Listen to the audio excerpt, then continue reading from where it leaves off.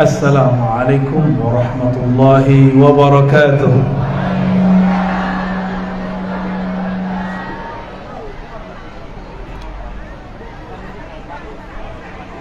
Halo. Hai. Sarahil.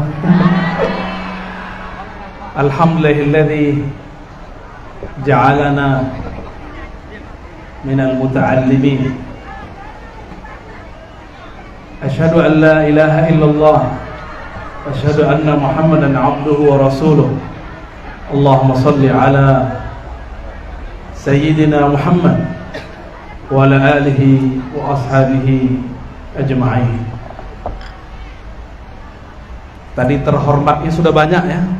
Jadi saya ibit aja. Kalau kata orang santri al-marja' as-sabiq. Tapi yang paling saya cintai dan hormati 3 golongan. Pertama, santri. Tepuk tangan buat santri. Dan yang kedua, gurunya para santri, para masyayikh, para kiai, para ustadz, ustazah. Uhibbukum fillah. Saya cinta kepada antum semua. Dan yang lebih khusus lagi, wali, udah jadi wali nih, tapi bukan waliullah. Wali santri yang telah melepas anaknya, merelakan anaknya. Dulu guru kami ditanya sama jamaahnya, kenapa anaknya ditaruh di pesantren padahal anaknya cuma 1? Apa kata beliau? Kalau kau cinta anak, pisahkan anak dari orang tua, hajarkan dia ilmu bermanfaat, serahkan kepada ahlinya. Betul, anaknya sekarang jadi orang alim. Jadi sayang sama anak bukan dipeluk-peluk, sayang kepada anak, kita lepas anak. Maka kalau santri ini kan belum bisa diarabkan ya Kiai ya. Santara yusantiru, nggak bisa ya. Nggak bisa. Tapi santri sudah masuk ke dalam beberapa teks Arab hari ini. Jadi bolehlah kita buat tahmid. Alhamdulillahilladzi ja'alana min santri. Bahasa Arab bid'ah itu Kiai ya. Para masyayikh, para kiai, para umara, para pengetua adat yang tidak mungkin saya sebutkan satu persatu. Ini alhamdulillah Allah sayang sekali. Giliran saya ceramah adem, narsis. Ini nggak mungkin. Tidak ada satu biji zarah pun di alam kecuali Allah atur. Apalagi awan. Ini diatur oleh Allah semua. Walaupun 1-2 orang saya lihat masih kegerahan ya. Mari kita baca salawat ke Nabi. Allahumma salli ala Sayyidina Muhammad.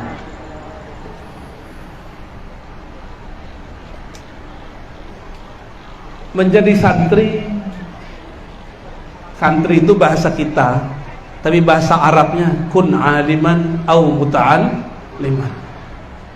Jadilah orang alim. Kalau belum jadi alim, jadilah orang yang belajar ilmu, muta'allim. Muta'allim itu bahasa kitanya santri. Ada satu hal yang membuat santri ini beda, Pak Bupati. Ada hal yang membuat mereka nggak akan pernah jadi teroris. Benar santri tidak ada teroris ya? Benar? Santri nggak ada jadi teroris. Santri yang berakidah halus sunnah tidak pernah diajarkan jadi teroris, karena mereka tahu bab jihad itu kapan dipelajari. Santri, apa yang hebat pada mereka? Yang hebat kata ulama, la yu'khadzul ilm min suhufi. Tidaklah boleh belajar kepada orang yang belajarnya otodidak atau hanya belajar lewat YouTube. Orang begini nggak boleh jadi kiai, nggak boleh jadi guru. Kalau dia jadi guru, maka yang terjadi nanti adallahun nas, adallan nas, dia akan menyesatkan manusia. Dia akan menyesatkan manusia. Hari ini banyak orang mau sehat secara kolbu, maka dia sebut hijrah. Benar ya? Tapi orang Aswaja pernah nggak nyebut hijrah? Kita nggak perlu hijrah lagi, Kiai. Yang hijrah-hijrah itu kan yang nggak ngerti sarungan ini. Tadi saya candain Pak Bupati, sarungnya keren Pak Bupati. Tapi aneh, ada orang ngomong saya hijrah dari Aswaja.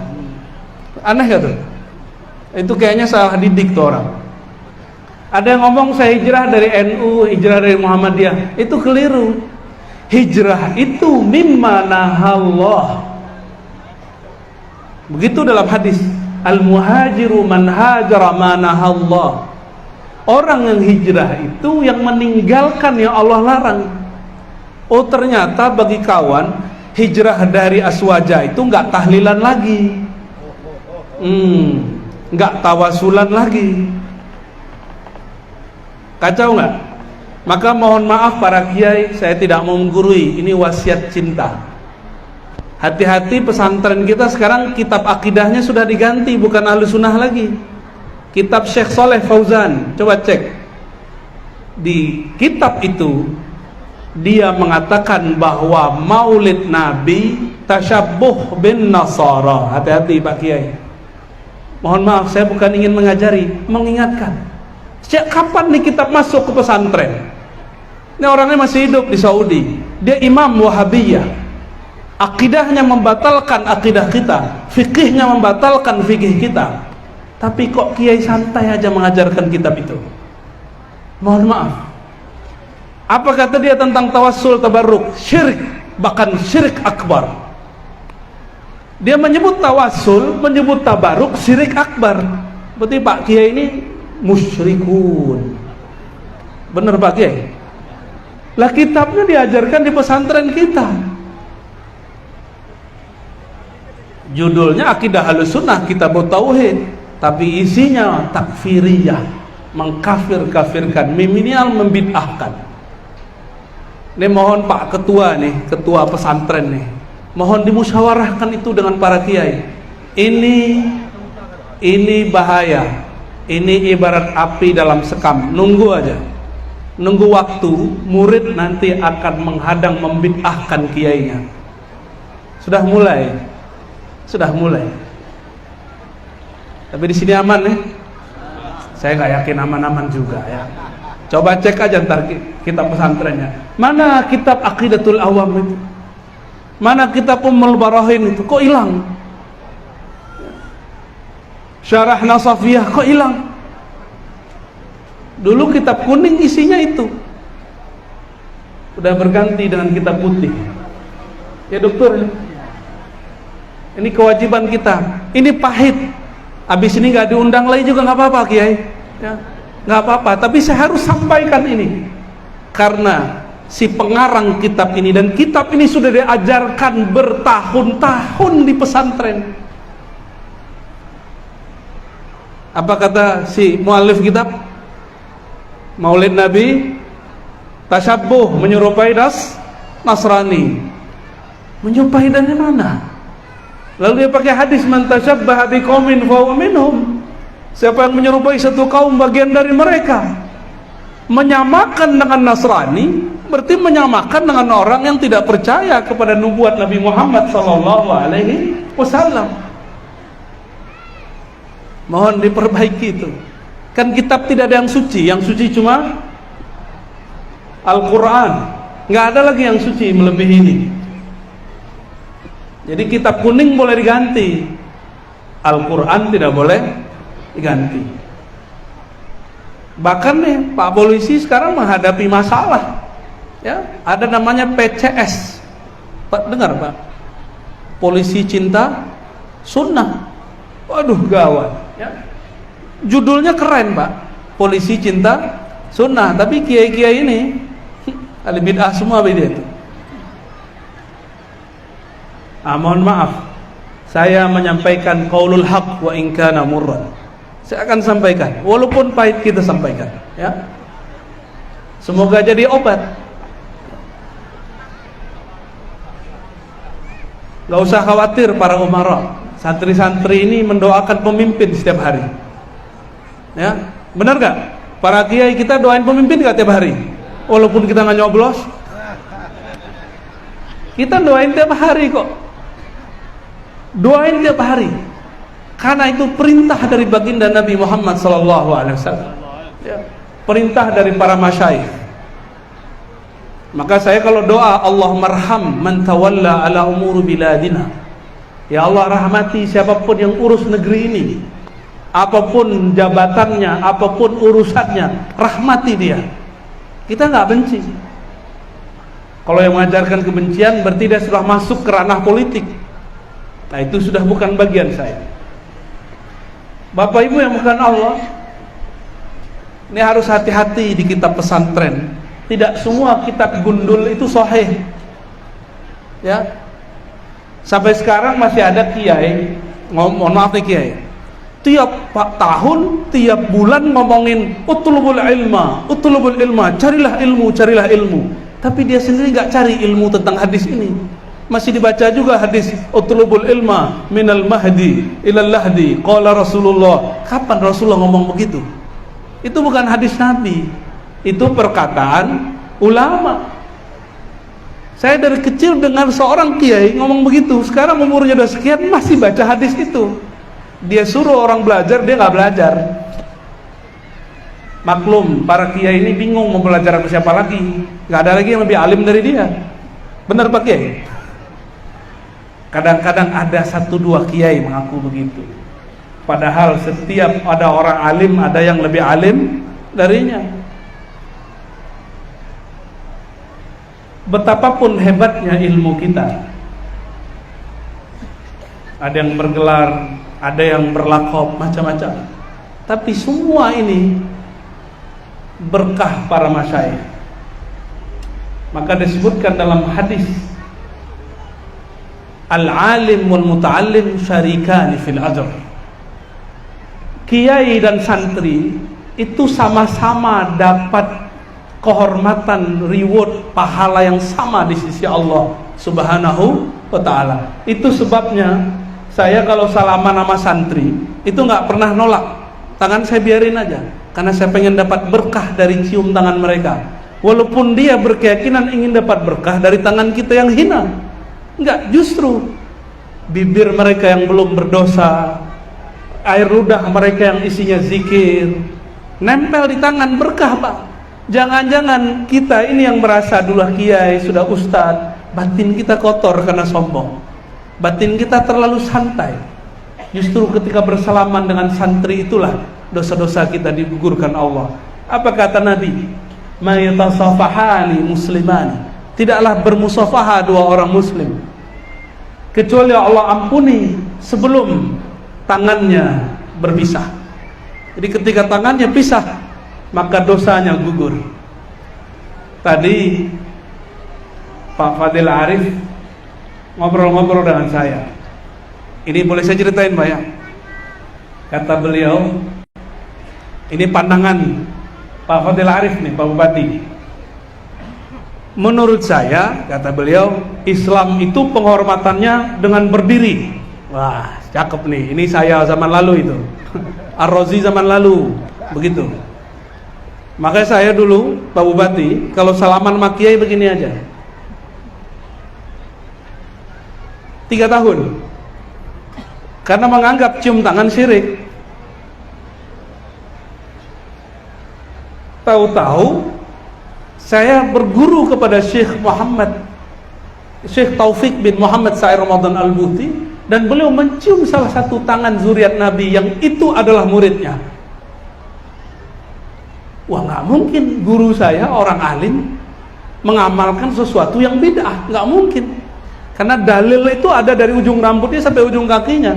Nah nih santri-santri, orang alim itu dalil. Dalil itu bukan hanya ini cetakan, ini lembaran dalil. Dalil itu hidup di dalam diri orang alim. Oleh karena itu ulama itu hujjatullah alal alamin. Kiai-kiai kita ini, guru-guru kita ini hujjah Allah di muka bumi. Maka sah jika orang bertanya, Kamu tahu dari mana amalan ini? Cukup dia katakan, dulu kiai saya beramal seperti ini. Itu sah. Itu bukan taklid. Itu sah. Karena dulu Imam Syafi'i sering ngomong begitu. Qala syekhuna, qala syekhi. Apa kata Imam Syafi'i? Al-ilmu an taqula haddatsana. Ilmu itu kalau kamu nukil dari gurumu, guruku bercerita kepada kami, guruku menyampaikan kepada kami. Kalau sekarang lain ya. Sekarang trennya kalau disebut ilmu apa? Quran ayat sekian, nomor sekian, begitu ya? Itu indeks bukan ilmu. Indeks bukan ilmu. Ilmu itu fis sudur. Nggak ada nomornya di sini. Nomor-nomor surat, nomor-nomor hadis baru ada seabad belakangan ini. Sebelumnya belum ada. Maka santri-santri kalau emang mau hafalkan nomor boleh, tapi yang inti hafal yang di dalam nomor itu. Li'anna al-ilma laysa birraqam, ya? Ilmu itu bukan menyebutkan angka. Tapi memang hebat kalau ada orang menyebutin angka, hebat. Saya takjub. Jadi kiai-kiai kita ini hujjah. Yang mereka amalkan pasti ada dalilnya. Benar gak Pak Kiai? Mungkin gak pakai halu beramal? Gak mungkin ya? Pasti Pak Kiai baca kitab atau mendapatkan dari guru, ijazah dari syekh, diamalkan. Gak ada kiai-kiai buat-buat amalan. Wah, gawat.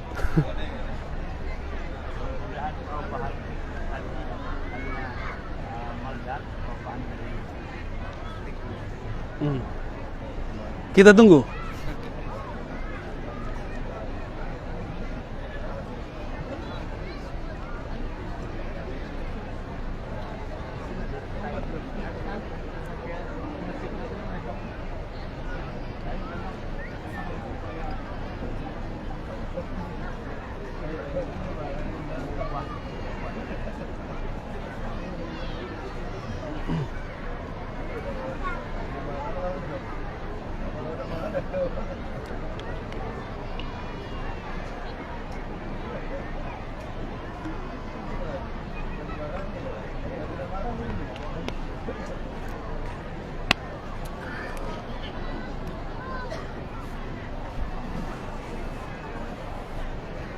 Sudah cukup?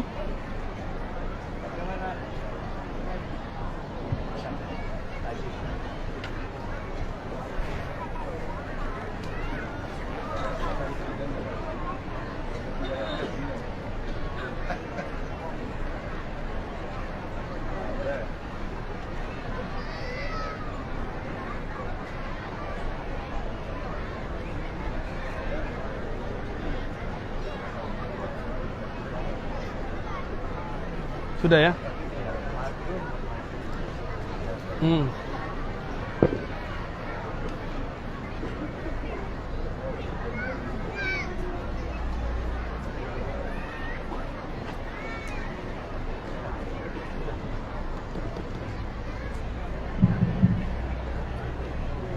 Innallaha ma'as sabirin. Gak usah khawatir, betul, tenang aja. Sengaja bikin jantungan aja. Allahumma sholli ala sayyidina. Ya, salawat tibil qulub. Allahumma sholli ala sayyidina Muhammadin tibbil qulubi wa dawaiha wa afiyatil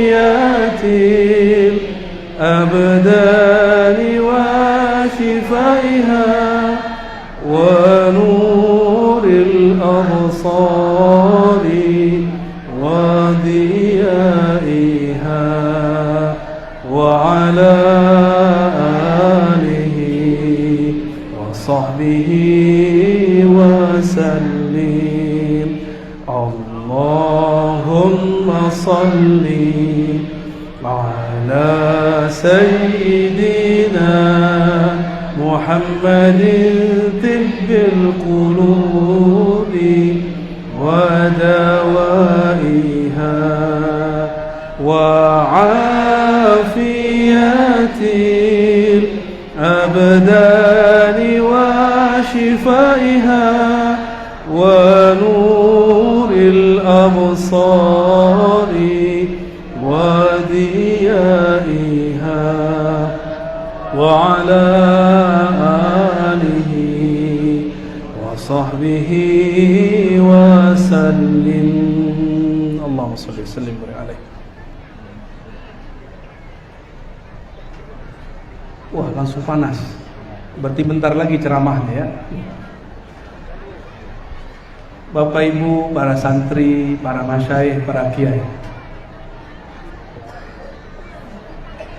Suatu kali seorang tabi'in namanya Ikrimah. Ikrimah ini budak yang dimerdekakan oleh Abdullah bin Abbas radhiyallahu taala anhu. Budak, nggak punya ayah, nggak punya ibu, tidak merdeka. Karena dia budak, gampang diatur. Setelah dimerdekakan, dikasih makan, dikasih baju, dimandikan. Apa kata Abdullah bin Abbas? Mulai hari ini kamu jadi santri saya. Apa yang dilakukan oleh Sayyidina Abdullah bin Abbas radhiyallahu taala anhuma? Diajarkan Quran huruf per huruf, hadis kalimat per kalimat, cara sholat gerakan per gerakan, zikir harfan-harfan. Apa yang terjadi? Ikrimah diikat kakinya dengan kaki Abdullah bin Abbas. Setiap kali Ikrimah mau lari, ketarik. Badannya masih kecil, kurus, tarik. Kalau mau ngantuk, ditepuk-tepuk, bukan digampar, ditepuk-tepuk, bukan digampar ya. Wah, kalau guru kita dulu pakai rotan, tapi Abdullah Abbas enggak. Abdullah bin Abbas ditepuk-tepuk, dibangunin. Bangun, ngaji. Akhirnya Abdullah bin Abbas berhasil mendidik yang tadinya pakai ikat, pakai kain, pakai tali. Ikrimah enggak perlu lagi pakai tali. Dia sudah bisa sholat sendiri, sudah mau ngaji sendiri, tapi itu masanya lama. Bayangkan, gurunya siapa? Sahabat Rasulullah. Apa gelar gurunya ini? Hibrul Ummah, tinta umat. Yang Nabi doakan, Abdullah bin Abbas punya adab. Yang didoakan Rasulullah berkah adab. Dulu Rasulullah sholat di rumah Maimunah. Rasulullah kalau malam hari buang air kecil, wudhu langsung sholat. Tiba-tiba selesai buang air kecil, ada yang menyediakan air. Dulu belum ada air keran. Jangan bayangkan ada sumur di sana dekat dari rumah, nggak ada. Itu air disediakan. Lalu bertanyalah baginda Nabi Muhammad SAW, ini air dari siapa? Siapa yang menyediakannya? Kata Maimunah, itu Abdullah bin Abbas. Umurnya waktu itu baru 11-12 tahun. Ini adik-adik kita berapa nih umurnya nih Pak Kiai? Yang di depan kecil-kecil itu ada 12-13? Ya, apa udah mimpi basah itu? Belum ya? Belum. Ini Abdullah bin Abbas sudah ngerti adab, belum mimpi basah. Ketika Nabi selesai wudhu, beliau masuk ke ruangan. Tiba-tiba di belakang ikut Abdullah bin Abbas yang berumur 11 atau 12 tahun. Dia sholat sebelah kiri, Nabi tarik. Lagi sholat, ini gerakan boleh, gerakan yang tidak membatalkan sholat. Ditarik, ditaruh sebelah kanan. Lalu Nabi tarik supaya sejajar. Setiap ditarik sejajar, dia mundur pelan-pelan. Ditarik lagi sejajar, dia mundur pelan-pelan. Yang ketiga kali Nabi biarkan. Setelah sholat Nabi tanya, "Hei Abdullah bin Abbas, kenapa kamu saya tarik ke depan sejajar, kamu mundur lagi?" Apa jawaban Abdullah yang masih kecil? Saya berdoa semoga yang kecil-kecil ini secerdas Abdullah bin Abbas. Amin. Apa kata beliau? Tidak pantas bocah kecil seperti Abdullah bin Abbas sejajar dengan kekasih Allah. Tahu dari mana ini anak bahwa Rasulullah adalah kekasihnya? Akhirnya Nabi pegang kepalanya, didoakan. Nah, ini yang mahal doa kiai. Apa doanya? Allahumma faqihhu fid din wa 'allimhu ta'wil. Ini doa diijazahkan guru kami dan dibaca setiap ba'da sholat. Makanya rata-rata murid beliau jadi kiai, jadi ulama. Saya paling bodoh di antara mereka. Tapi berkah doa yang diulang-ulang 5 waktu, ini saya dapat kecipratan keberkahan Abdullah bin Abbas. Apa artinya Allahumma faqihhu fid din? Ya Allah, buat anak ini faqih, mengerti ilmu agama. Wa 'allimhu ta'wil, ajarkan dia pemahaman ayat, takwil. Diusap-usap kepalanya, didoakan. Dan benar, Abdullah bin Abbas umurnya belum sampai 20, Nabi sudah wafat. Nabi wafat umur dia 15 tahun, satu riwayat 13 tahun. Tiba-tiba adalah perkumpulan, ini khalifah kedua, karena Sayyidina Abu Bakar hanya setahun lebih sedikit atau 2 tahun lebih kurang. Memimpinlah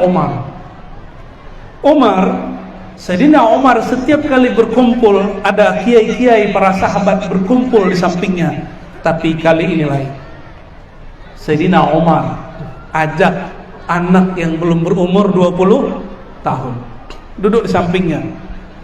Apa kata kiai-kiai senior di antara sahabat? Ya Amirul Mukminin, wahai pemimpin kami, untuk apa kamu bawa anak bocah kecil ini yang nggak ngerti urusan kita, yang tidak faham pemahaman kita? Sayyidina Umar senyum. Nggak tahu dia. Ini orang sudah diberkati Rasulullah sallallahu alaihi wasallam. Apa kata Umar? Wahai tuan-tuan, apa makna idza jaa nasrullahi wal fath? Ini para kiai sudah tahu semua nih kisahnya. Apa makna al-fath? Apa makna surat An-Nasr? Kata mereka, jika kita menang orang masuk Islam, banyaklah istighfar dan tasbih. Fasabbih bihamdi rabbika wastaghfir. Wah, itu ilmu fikih, bukan takwil. Kata Umar, bukan itu yang saya maksud. Itu saya juga tahu. Orang nerjemah Quran juga tahu. Jika kemenangan datang, orang masuk Islam, maka istighfarlah, banyaklah tasbih, karena Allah Subhanahu wa taala Maha penerima tobat. Terus makna apa yang kau mau? Coba tanya Abdullah bin Abbas. Apa kata Abdullah bin Abbas? Surat An-Nasr, mautu nabiyina Muhammad sallallahu alaihi wasallam. Surat An-Nasr adalah wafatnya baginda Nabi Muhammad sallallahu alaihi wasallam. Langsung semuanya kaget. Kenapa? Kalau Nabi sudah selesai tugasnya, mangkatkah beliau? Mangkat. Jadi Pak Kiai, Bu Nyai kalau sudah selesai tugas, nunggu waktu aja. Jadi jangan selesai tugasnya. Itu makna kalam guru kita, selalu bangun pesantren, bukan bangunan fisik, bangunan ngaji terus. Buat program baru. Jangan proposal dulu Pak Kiai, ya, ngaji aja dulu. Bangunkan spiritnya, nanti Allah buatkan wadahnya. Sebagaimana Allah lebih awal menciptakan Nur Muhammad, baru diciptakan wadahnya Muhammad bin Abdullah. Panjang waktunya, ya. Bapak Ibu, para kiai, para masyayikh, para santri yang dimuliakan Allah, ini sudah azan, udah setengah jam ya, udah panas. Saya tadi terharu waktu lagu santri, karena teringat santri-santri tadi naik truk. Ya, sekali lagi tepuk tangan untuk para santri. Semoga lelahnya kalian diberkahi oleh Allah SWT. Dan saya berharap para kiai amalkan Allahumma faqihna fid din wa 'allimna ta'wil. Allahumma faqihna wa ahlana wa tullabana wa dhurriyyatina fid din wa 'allimna wa iyyahum at-ta'wil bihaqqi sayyidina Muhammad. Al-Fatihah.